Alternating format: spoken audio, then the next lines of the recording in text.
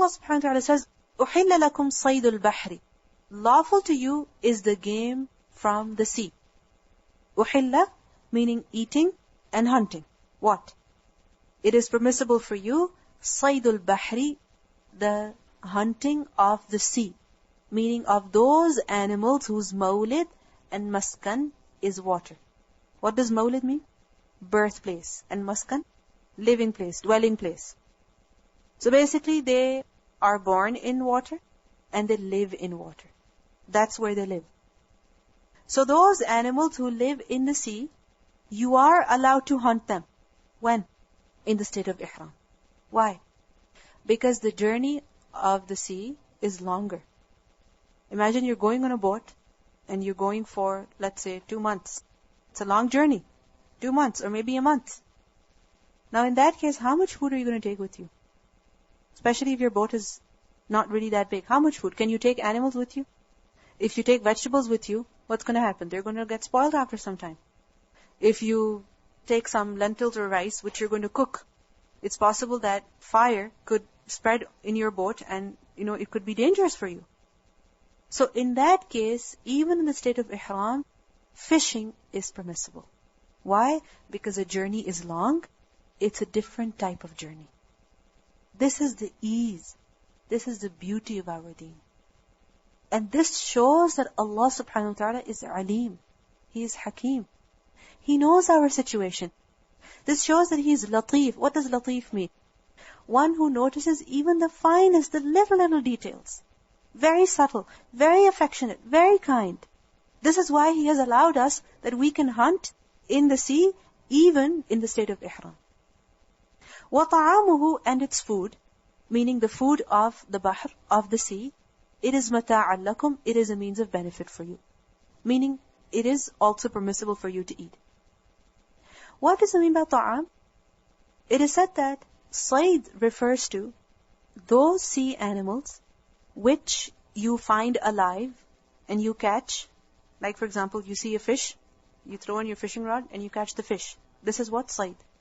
And ta'am refers to those animals of the sea that you find dead. So for example, you see a dead fish floating on the surface of the water. So alive and dead, both are permissible. Similarly, if a huge fish is found dead by the shore, is that permissible? Yes, it is. So أُحِلَّ لَكُمْ صَيْدُ الْبَحْرِ وَطَعَامُهُ مَتَاعًا لَكُمْ. It is a means of benefit for you, meaning it is for you to consume. Who does you refer to? You refers to those people who are in the state of ihram. And it may also refer to those people who live at the sea, by the sea. وَلِلسَّيَّارَةِ, and for the travelers. Sayyara is from the root letters sin, yara, and sayyara is used for travelers, those people who are traveling. So, lakum refers to those who are in the state of ihram, and sayyara refers to who? Those people who are traveling for some other reason. So it is permissible for both. Whether a person is in a state of ihram or he is not in a state of ihram. If he finds a sea animal that is dead, he can eat it. If he finds it alive and he catches it, even that is permissible for him. وَحُرِّمَ عَلَيْكُمْ صَيْدُ الْبَرِّ, and forbidden on you is the hunting of the land, مَا دُمْتُمْ حُرُمًا, as long as you remain in the state of ihram. So what does it mean? As soon as you come out of the state of ihram, فَاصْطَادُوا, you're allowed to hunt. وَاتَّقُوا اللَّهَ, and fear Allah, الَّذِي إِلَيْهِ تُحْشَرُونَ, the one to Him you will be gathered. So fear Him, because He's watching everything that you're doing. Fear Him how? By observing His commands and refraining from His prohibitions. Now what do we learn from this ayah?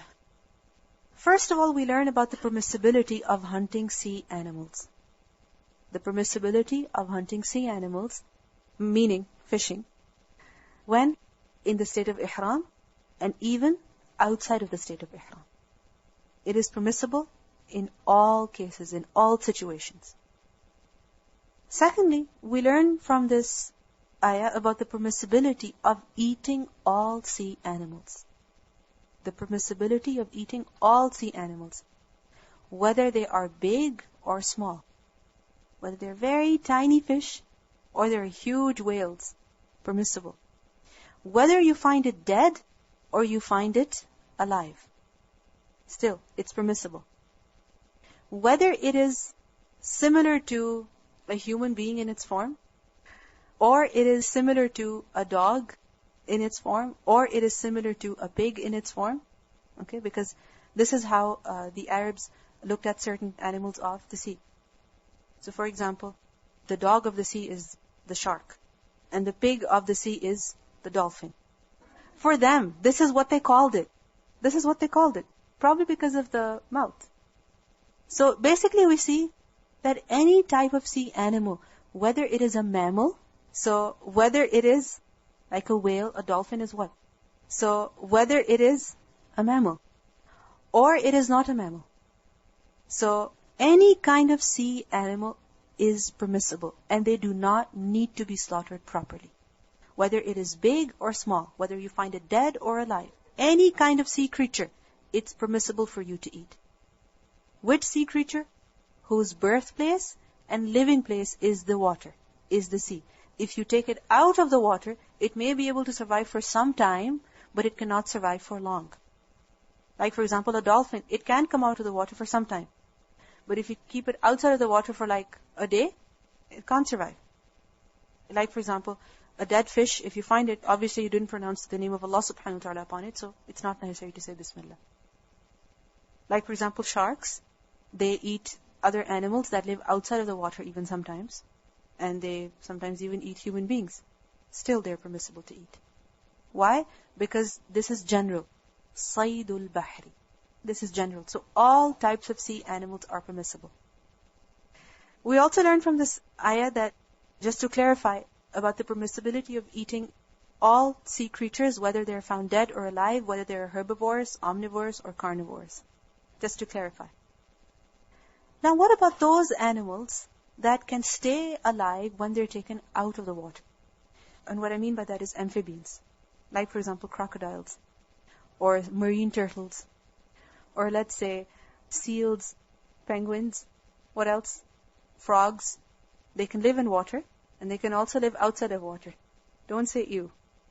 Or what about crabs and shellfish? Because yes, they do live in the water, but you can also keep them outside of the water for a long time. Isn't it so? You can. So what's the ruling concerning them? There is a difference of opinion.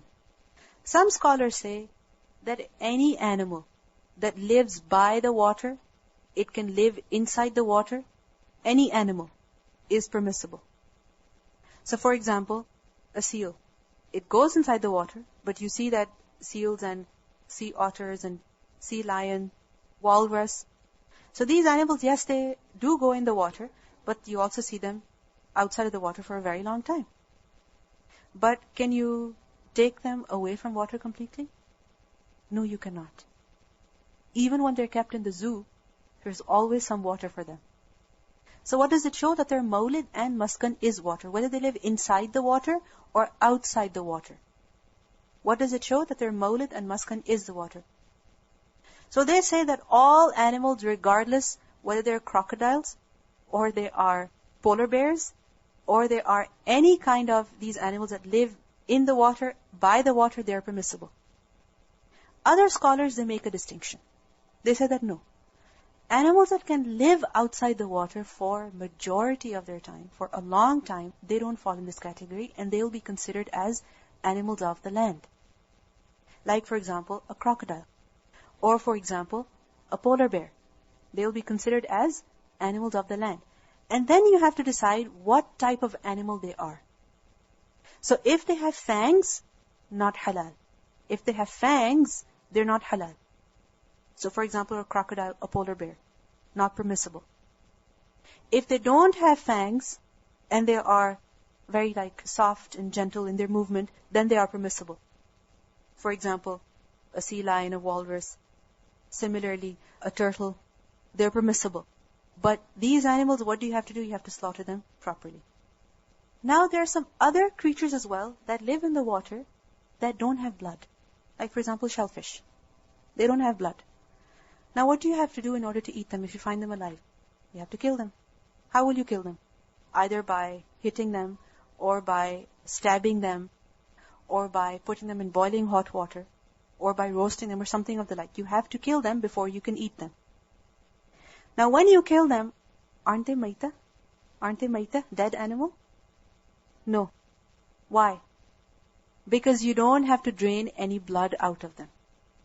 They're not going to be considered maita because they don't have any blood in them. And where do we get this ruling from? From the locust. The locust is halal. It does not have blood in it. You don't have to slaughter it. You can eat it dead or alive. So any kind of shellfish is also permissible. Any kind of shellfish is permissible. Even if it means you have to put it in boiling hot water, or you have to stab it, or you have to hit it in order to kill it. It will not be considered maita. So snails also would be permissible. Yani what I mean is that if it's alive, if it's moving, you shouldn't put it in your mouth.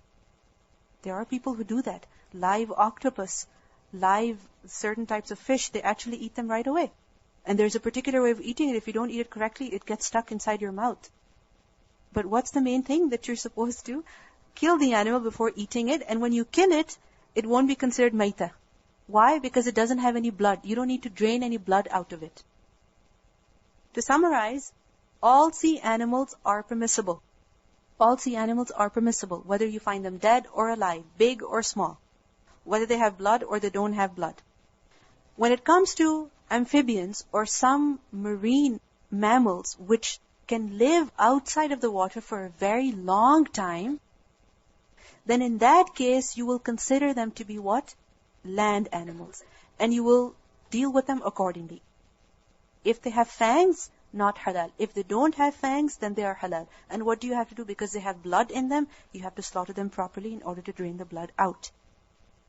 If they don't have blood in them, then no matter what type of animal they are, whether it is a shellfish or any kind of animal that doesn't have blood in it, sea animal, then you can eat it, even when it's dead. Why? Because you don't have to drain any blood out of it. Now, but there's an exception. Frogs. They're not permissible. They're not permissible. Because the Prophet ﷺ clearly forbade killing frogs. And if he forbade killing frogs, that means eating them is also forbidden. And the Prophet ﷺ said that huwa at-tahur ma'uhu and al-hillu maytatuhu. Its water is pure and its dead are lawful. Prophet ﷺ said that. And remember when we did the ayah about حُرِّمَ عَلَيْكُمُ الْمَيْتَةُ وَالدَّمُ? So over there when we read the word mayta, I mentioned to you that there are two exceptions. And one of them was sea animals, fish. If they're found dead, they are permissible for us to eat. And Jabir ibn Abdullah, he said that Allah's Messenger sent an army. It's a very interesting incident. That Allah's Messenger ﷺ sent an army towards the east coast. And he appointed Abu Ubaidah ibn al-Jarrah as their commander. And the army consisted of 300 men, including myself. We marched on until we reached a place where our food was about to finish. Just imagine an army and the food is about to finish. Abu Ubaidah ordered us to collect all the food for our journey. So basically everybody, whatever food you have, bring it. And it was collected in 2 bags of dates. That's all they had left. Abu Ubaidah kept on giving us our daily ration in small amounts from it until it was exhausted. And the share of each of us used to be 1 date only. Just imagine, 1 date for 1 day. One of the narrators of the hadith, he said that I asked Jabir radhiyallahu anhu that how could 1 date suffice for you? And he replied, we came to know its value when even that finished. We came to know its value when we ran out of that even. Jabir radhiyallahu anhu added that when we reached the seashore, we saw a huge fish which was like a small mountain. And the army ate from it for 18 days. And then Abu Ubaidah ordered us that 2 of its ribs be affixed in the ground. And then he ordered that a she-camel be ridden, and it passed under the 2 ribs. So the 2 ribs that were forming the arch, so a camel could easily pass from underneath without touching. So imagine what a huge fish it must be. Possibly a whale, Allahu A'lam. So they found it dead, and they ate from it. Why? Because all sea animals, whether you find them alive or dead, they are permissible. Another very important thing that we learn from this ayah is that when it comes to eating halal and staying away from haram, then one should remember his return to the akhirah. Because Allah subhanahu wa ta'ala says over here, fear Allah, the one to whom you will be gathered. Because it's the fear of Allah subhanahu wa ta'ala, it's the fear of the accountability on the Day of Judgment that stops a person from disobedience. What do we learn? Inna ilayna iyabahum, summa inna alayna hisabahum. To us is their return, and we will call them to account. So, sometimes you just want to try different foods. And you say, oh, never mind, it's okay. But remember that how long will you enjoy this food for? Eventually, you are going to the akhirah. You are going to the hereafter. So, make sure that you educate yourself about the food that is lawful and that is not lawful, and that you observe these commands as well. We'll listen to the recitation. You know how sometimes people ask questions like, are crocodiles halal or not? If you can really find the crocodile and you can get your hands on it before it gets its jaws on you, then see what you can do. When it comes to killing shellfish, it doesn't seem like a very humane way of killing them, because you are putting them in, when they're alive, in boiling hot water, or you're roasting them directly. But remember that if it is permissible for locusts, then it is permissible for other creatures that are like that as well. It doesn't mean that you poke until it dies. You use the fastest and easiest way possible. Even the fish, if you ever go to like a store here even, and you get a fish that is alive, they will hit it so that it dies. So it is permissible. It is not considered as maita, because there is no blood that needs to be drained out. And it depends on the culture. I mean, think about it. How are you going to slaughter a mosquito or a fly? So it depends on the culture. Some don't consider it lawful and others do. Even water snakes, even they're permissible. Eels are also permissible. You don't need to slaughter them, but it lives in the water. Those snakes that live in the sea, that don't come out, if they do come out and they can also go into the water, then they fall in the same category as the crocodiles. You can eat raw fish. You can eat sushi. Like for example, if you find a dead fish or something and you see that it's decaying, it's rotting, then you're not going to eat it. I mean, it's up to you. It is permissible, but you are going to decide for yourself. Okay, one more thing. An animal that is halal for consumption, every part of it is halal, including the brain, and the feet, and the intestines. I will stop there. When you're fishing and you throw the rod or your net in the water, you don't have to say Bismillah. Which is why you can eat fish that has been caught by a non-Muslim, whether he is from the Ahlul Kitab or not. Reflections. That sometimes when we're busy in our schedule and we are with people who are also studying the Quran, then even when we see the opportunity to do something wrong, we don't do it. Because either we don't have the time, or we have just read something that day, and that day we have, our iman is very high, and therefore we're going to stay away from committing that sin. And sometimes when we are on a break, when we are not studying the Quran every day, when we are not with the people of the Quran every day, then it's easier. And that's a test. And Allah subhanahu wa ta'ala is warning us from before that now that you have learned, be ready for a test. That we see that when you learn something, then you are tested. Then you are tested. And it might happen with you sometimes that you learn about doing sabr in class and you go home and there comes a test. And if you pass that test once, and you will find that then it's easier to develop that habit. And the best time to check the level of your iman, the level of your taqwa, is when you're alone, when you're absent from people. That we see that in the state of ihram, you cannot even hunt. What does it show? That when it comes to ibadah, we should have khushu', we should be focused. And we should be fearful of Allah at that time and not get distracted by anything. Even if there's something within your reach. Even if it's something that you are allowed to do otherwise. Because the focus should be entirely on ibadah. Which is why when we're praying salah, we're not allowed to even look here or there. We're not allowed to look except for the place of sajda. And if we look at it, Allah subhanahu wa ta'ala has allowed the tayyibat for us to eat. And He has given us such a huge variety.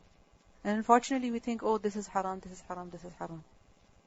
Sometimes we ask, okay, what is halal? Just tell me. Whereas we should try to find out okay, what is it that I'm not allowed to eat? Because more is halal and less is haram.